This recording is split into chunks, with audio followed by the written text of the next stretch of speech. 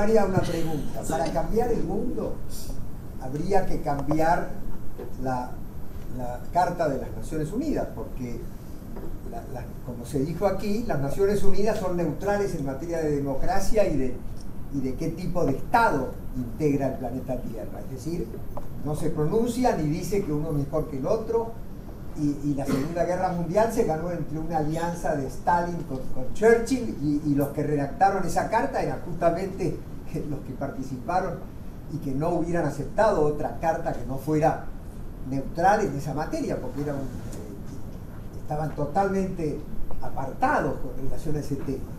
¿Qué posibilidades hay de que los que tienen el veto sobre la reforma de la Carta pudieran aceptar una reforma a la Carta que saliera de esa neutralidad para entrar en una Carta basada en la democracia y en los derechos humanos? Muchísimas gracias, embajador. Es una pregunta absolutamente pertinente y crucial.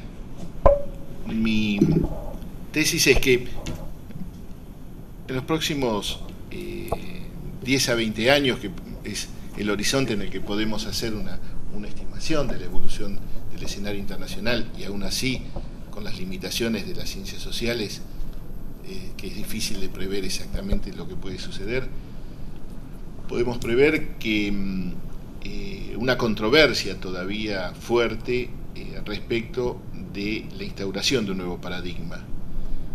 Por supuesto que desde el fin de la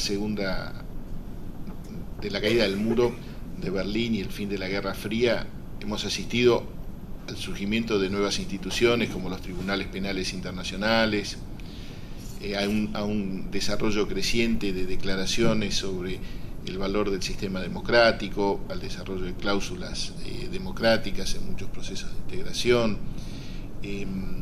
a tribunales por los derechos humanos. En fin, hay un creciente rol de una agenda que trata de proteger los derechos individuales, estableciendo un sistema similar a las garantías constitucionales que tenemos en el derecho interno. Pero en esta materia, como dijimos en una oportunidad, el mundo se divide entre optimistas y pesimistas. Para algunos, este proceso ha sido más bien la imposición de una agenda occidental y ha sido manifestación sobre todo del periodo de hegemonía americana que vino después de la caída del muro, es decir, formaba parte de una Pax Americana que fue acompañada por los procesos democráticos en distintas regiones. Pero los pesimistas piensan que no necesariamente los 5 miembros permanentes del Consejo están de acuerdo con estos contenidos. Es más, como sabemos, se han desarrollado procesos críticos sobre algunas de estas instituciones, incluso en nuestro propio hemisferio. Es decir, hay todavía un proceso de debate respecto de si la extensión de estas instituciones va a darse globalmente y acompasando los cambios en la estructura del poder mundial que se avecinan. La controversia entre optimistas y pesimistas es difícil de resolver. Cada uno de nosotros tiene su previsión, pero lo importante es ver si podemos sacar tendencias. Mi tesis es que esto va a depender mucho de 2 o 3 procesos importantes. El primer proceso es el rol de la sociedad civil, de los partidos políticos, de las universidades, de la generación de nuevas ideas y manifestaciones en favor de los derechos humanos a escala global y de la creación de redes internacionales de apoyo a esta agenda. Los optimistas piensan que las nuevas tecnologías van a cumplir un rol muy positivo en la diseminación de estos valores. Y en este sentido, lo que se llama la primavera árabe, creo que va a ser una prueba de fuego de esta controversia entre optimistas y pesimistas. Es decir, si removido un régimen autoritario por medios militares, en sociedades que no tenían una tradición democrática, no tenían una cultura democrática, no habían tenido un sistema de partidos, y que por lo tanto, en principio, estaban condenadas al fracaso como instauración democrática, finalmente, por obra de la extraordinaria difusión de estas ideas democráticas, hay un proceso de reflexión y de reexamen de la cultura tradicional, de los cortes y clivajes de la sociedad tradicionales, organizadas en tribus, las diferencias culturales, étnicas, religiosas, raciales, y los individuos se asumen en realidad como individuos frente a un sistema político y jurídico, y basan su lucha en el reconocimiento de esos derechos individuales. Es un escenario abierto todavía. Si vemos, por ejemplo, el proceso más característico, que ha sido el proceso libio y tunecino, daría la impresión de que se están formando algunos partidos políticos, pero que están también cruzados o atravesados por las líneas de división de las sociedades, en estos alineamientos culturales, políticos, religiosos. El caso de Egipto también es un caso de gran interés para, digamos, las ciencias sociales y esta polémica. Por el otro lado, como decía muy bien nuestra subsecretaria, la situación de Siria le está dando una oportunidad a los pesimistas para alegar que el realismo político, los intereses geopolíticos, las alianzas cumplen un rol superior a el valor de la vida de los individuos, y la oposición de dos de los miembros permanentes a una acción internacional en protección de los individuos está dándole pie a los pesimistas. En definitiva, todavía creo que para la construcción de una sociedad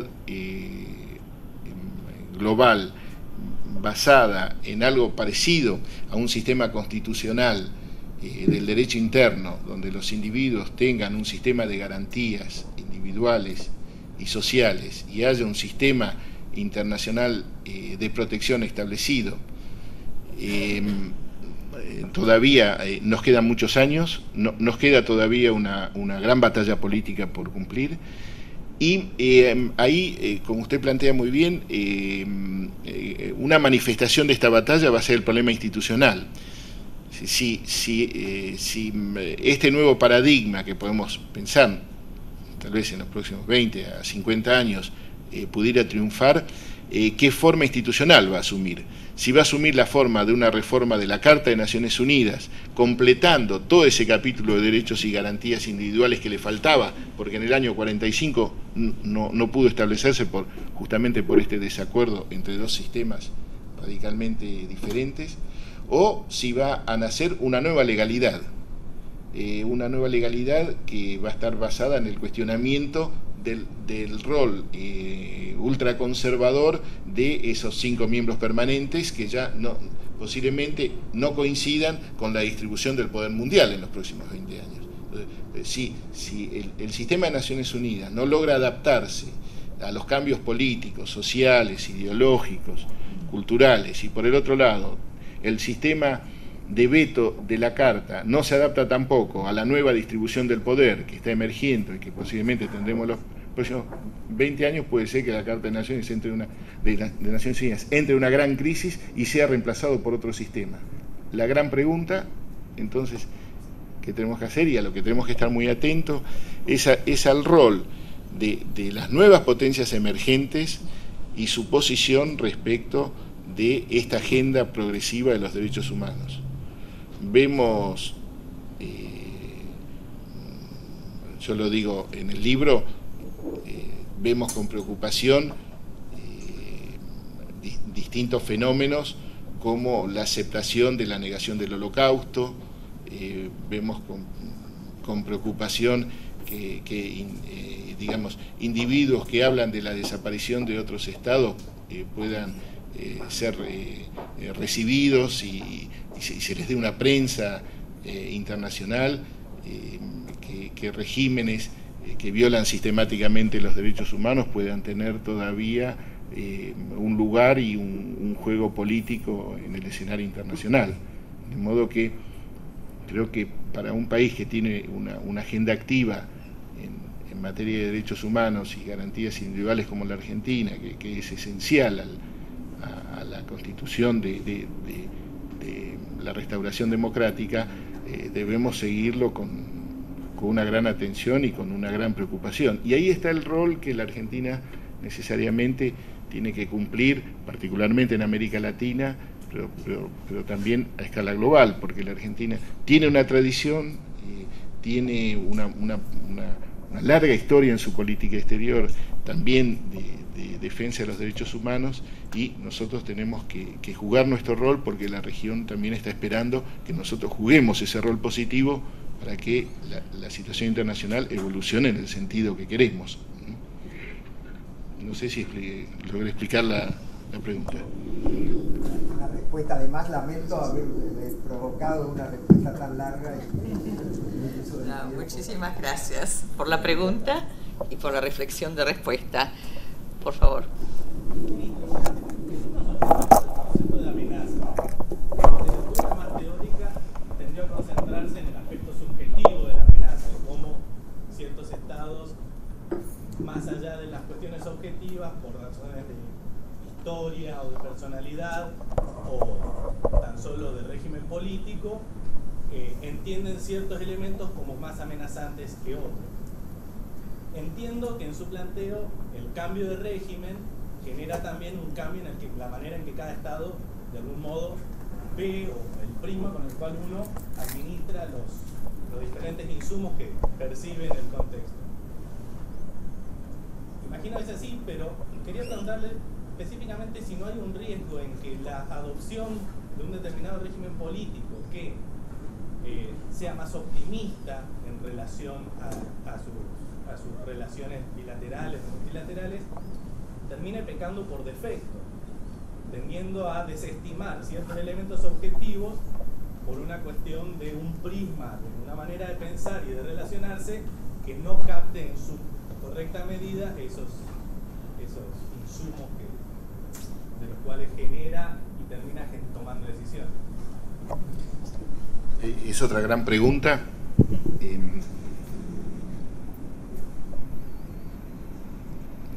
La Dirección de Asuntos Nucleares que creó el embajador Saracho fue evolucionando su nombre hacia la Dirección de Seguridad Internacional.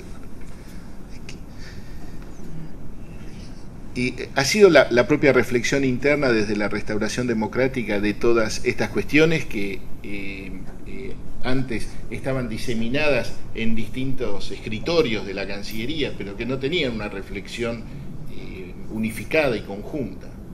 El problema de la seguridad internacional y el problema de la defensa del país. Hay una relación directa entre la seguridad internacional y el diagnóstico que hacemos del escenario internacional en materia de seguridad y nuestra política de defensa. Son, como decimos, las dos caras de Jano, ¿verdad? Una no se puede entender sin la otra. ¿Qué es la seguridad? Un estado de seguridad para nosotros. Es un estado en el cual no hay ninguna amenaza que no hayamos resuelto cómo vamos a contrarrestarla.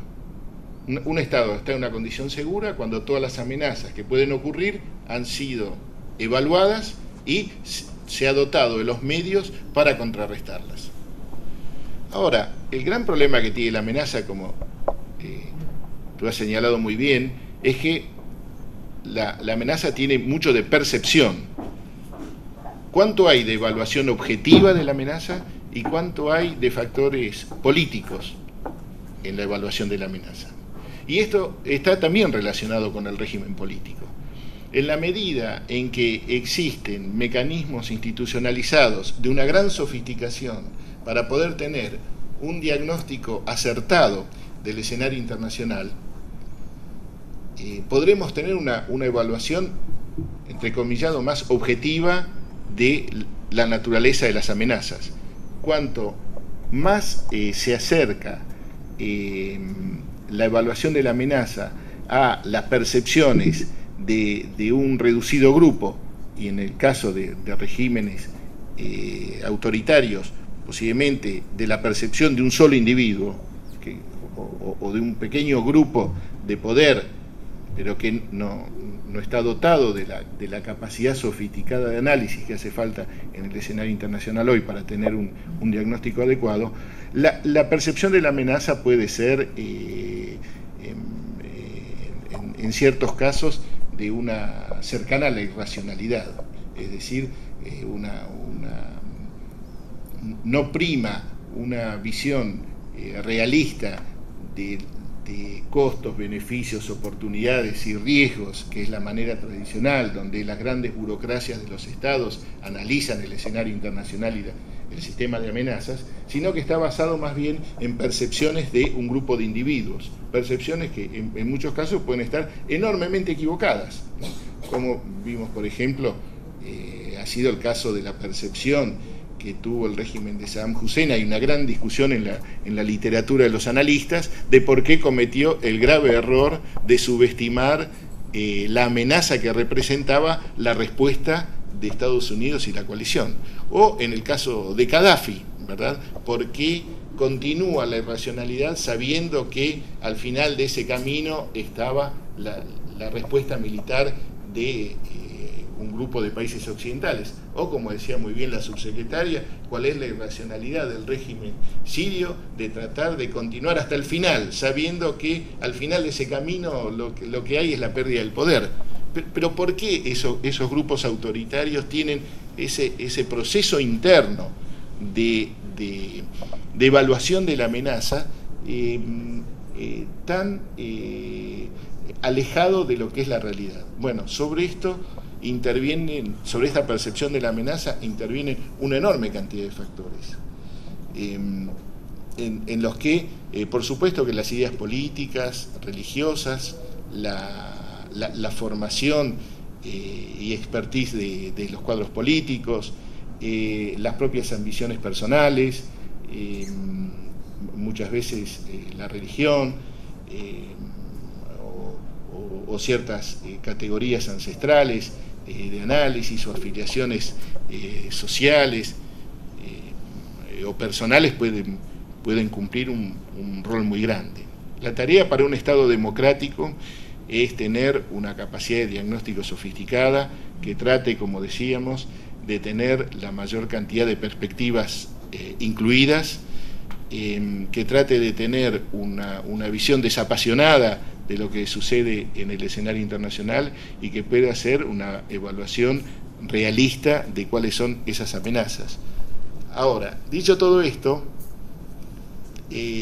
muchas veces la construcción de la amenaza forma parte de la acción política de un Estado, porque muchas veces se necesita construir un enemigo para poder lograr un objetivo determinado del Estado. En esto, como decíamos, el cinismo político, el ocultamiento de las razones últimas del Estado cumple un rol. Por eso, en mi curso en la Facultad de Derecho, cuando discutimos sobre si existe esa disciplina que se llama Relaciones Internacionales, digo que las primeras 3 tareas para un analista de las relaciones internacionales son analizar la tramoya, analizar la trama y analizar la maquinación. La gran tarea que tenemos como diplomáticos en el exterior es tratar de desentrañar la maquinación que hay detrás de la tramoya. ¿Sí? La tramoya, no en el sentido despectivo, ¿verdad? La política internacional es una puesta en escena. Todos los días, como diplomáticos, asistimos a una representación de la política exterior de un país. Nuestra tarea es, como un rayo láser, penetrar esa tramoya y ver cuál es la verdadera maquinación que hay detrás de lo que aparece.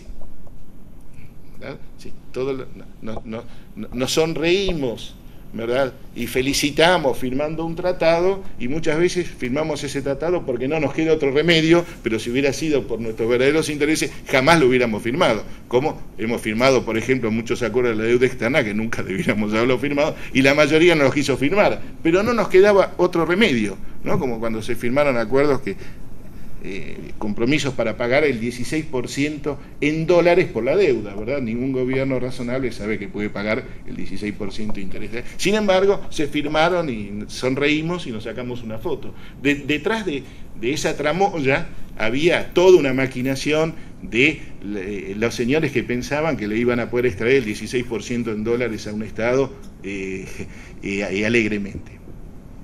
Y finalmente, la suma de todas esas tramoyas de cada uno de los actores y de cada una de las maquinaciones de los actores es lo que permite explicar una trama en el largo plazo. Nuestra gran tarea es ni creer las tramoyas, ni pensar que no existen las maquinaciones, ni vivir alegremente sin descubrir cuál es la trama de los acontecimientos. Ahora, eso, por supuesto que los individuos cumplen un gran rol, y aquí hay grandes embajadores, digamos, que han cumplido un gran rol personal, porque su larga experiencia, su formación, la tradición familiar, en fin, un sinnúmero de cosas han hecho que grandes diplomáticos pudieran tener un don natural para descubrir la maquinación detrás de las tramoyas y poder explicarle al gobierno cuál es la trama de los acontecimientos. Pero en general el grueso de los países confía en la formación de sus diplomáticos, en la creación de una rutina de análisis que es esencial dentro del Estado, en tratar de desentrañar además cuánto puede sistematizarse la evaluación para poder sacar conclusiones validadas y poder tener, por lo tanto, ese diagnóstico esencial para después preparar la propia maquinación y la propia tramoya que nos permita incidir positivamente y en función de nuestros intereses en la trama internacional.